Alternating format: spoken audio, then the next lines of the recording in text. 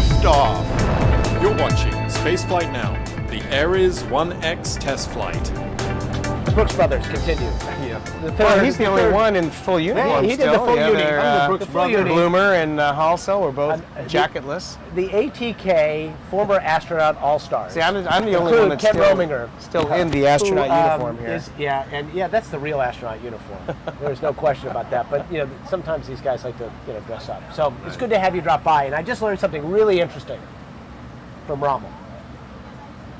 This triboelectrification, which is static, folks, static. But, it's rocket science, so we got to use a long word. It can actually be induced by flying through a contrail of a jet, right? Well, I don't know if it can be induced, but I guess you're saying that's what the judgment. There's even a concern where you... Would the Russians be worried about this, is my question to you. I think that's a reasonable question, right? I think we'd have to ask the Russians. We know the answer. So tell the little story here. Actually yesterday during the weather flight, the pilot T-38, very Steve interestingly Lindsay. flying the weather flight, right. Steve Lindsay and Chris Ferguson.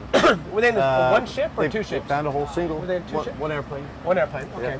So anyway. So, and being a Navy guy, a ship is in the water.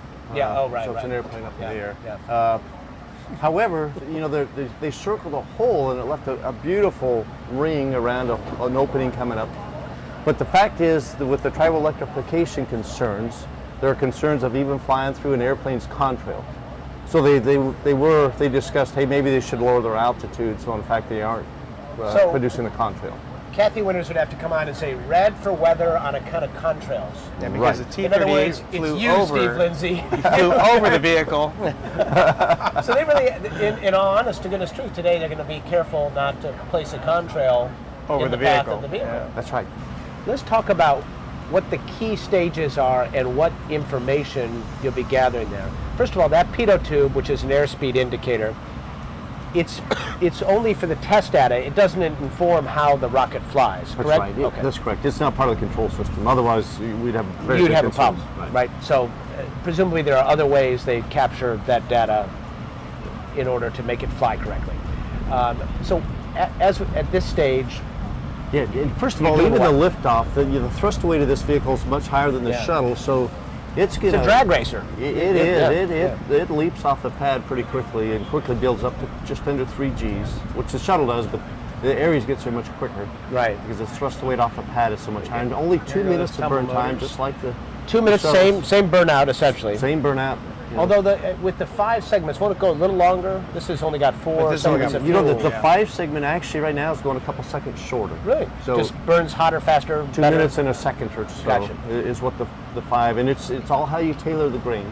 Then you want to make sure everything tumbles the way it should after separation, right? We have motors installed on the first stage to tumble it, and you want to make sure your chute deploys well, it doesn't turn into a sphere and wind up with the chute deployment that doesn't work correctly. It also helps kind of slow it down, decelerate it, believe it or not, by actually spinning up that first stage. Right.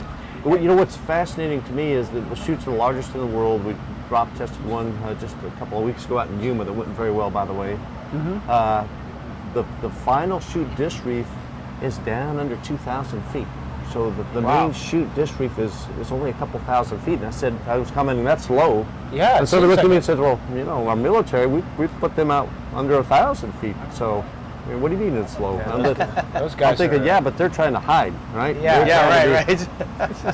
This is not special ops going into some, nasty place in the world, in theory, right? Right. That's interesting. Miles, this in from ATK Outreach, targeting launch at 9:30 now.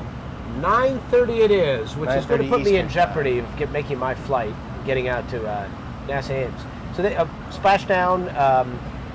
A lot of data will be captured inside the actual solid rocket booster. I mean, you can be obviously telemetry will be very important, but you'll get more data actually by capturing it from the vehicle itself. That's right. You record as well on board, and so even the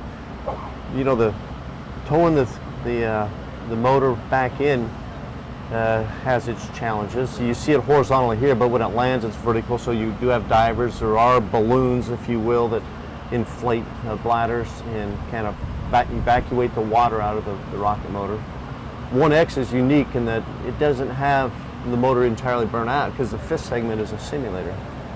So it's going to ride a little bit lower in the water, create more drag. Tom Jones sending a tweet. Great to see my crewmate Rommel and classmate Leroy break a leg, says TJ. Ah, there he that's is. very All right. Thank you, Tom Jones. Little Yeah. shout out to you. Thank I don't you, know where he Tom. is in the world today. All right. Tom, affectionately known as Jones, Story Musgrave. Just Jones. Just Jones. That's all. Became his. And that was a pretty good story, by the way. There's kind of that, what is it, the story accent? Where's he from? He's from Carolinas or something like that? Is that right? Yes. Yeah. Yeah. Story. Yeah. Stories should be in the area today, I would guess. I'm going to have dinner with the administrator. We're going to see the administrator tomorrow. We're going to talk to him about education and outreach. What should I tell him? How are we going to inspire another generation about space? Give us your best spiel. You know, the best spiel is, and this is the man that when he started campaigning said, hey, maybe we ought to take some money from NASA on the order of $10 billion and apply it to educate pre-K, so 4-year-olds. This is Obama early in this campaign. Right. Hey, because he believes in education. At NASA, and when I was at NASA too, I absolutely believed in education. And so we had the Educator Astronaut Program. And by the way, the educators that are in the office are doing wonderful. They've been flying. They've been performing with tremendous performance standards. So it's all working out great. But NASA that is how you inspire our nation, our kids, our folks, math and sciences, doing something great for our nation.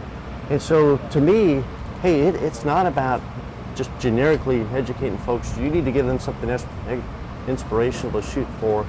So, you know, you need a very healthy, robust space program. And the way you have a very healthy, robust space program is you have a design that's reliable, performs well, will get us out of low Earth orbit dependably and onto the moon and eventually to Mars.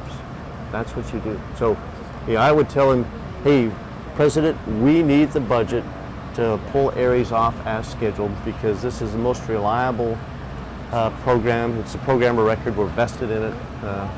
You know, stay the course and fund it. How about that?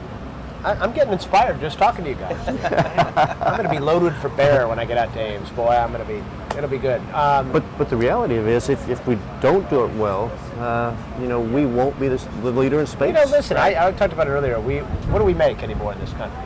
Movies, war, right? We don't do cars anymore. And aerospace. Right. And we could lose that. Right. If we allowed it to happen. And that's what I see. I see people, we just take for granted what we have here. We do. I mean, it's, you know, unfortunately, that's human nature. Well, it's also, in Americans in particular, but it is human nature too. I think Americans get a little, but anyway. They don't bundle up $100 bills and put them in the spacecraft and send them off into space. No, so there's a lot of people down here who get technical, sophisticated, good-paying jobs that keep our nation competitive. I'm getting on the soapbox in a big way today, but I'm getting ready for this outrage. But the truth is, it's tough to say, but you know, Leroy, back in '92, I remember when I got in the office, I was handed a pamphlet in it. There was a study done that said for every dollar invested into NASA, our nation received a 15-to-1 return. So the fact is, what it does for you... That's better than Bernie Madoff. Way. Yeah. So, way better. So I would say NASA's a good investment. Let's do it. Yeah. Let's do it. Yeah.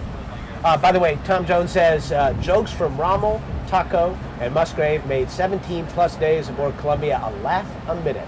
STS, fond memories. That's right, yes. Do you concur? Absolutely.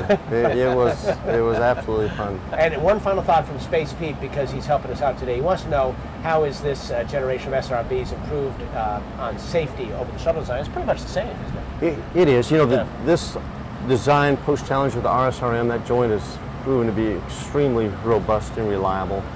The propellant has always burned well, so you know we've flown over 100 sets of the RSRM without a glitch. This leverages all that heritage. The propellant in the grain is tweaked slightly to optimize it for the performance, but really there are no significant changes because we don't want to. The performance is great. There's no reason to mess with a system that is very proven. All right, Kent Rominger, shuttle veteran, now ATK guy, one of the Brooks brothers. We appreciate you dropping by. Let's push the button for us so we can see this thing go, all right? All right, we want to see it go. Just like We're this tired thing, of looking all at right? that animation. We want to see the real deal, all right? All right, I'm with you. Thanks for dropping by. We appreciate your support. Hey, thank you, Ken. All right, let's go back to space. All right, thanks, To Ron. the Thanks, launch Leo. pad, anyhow. Maybe to space someday.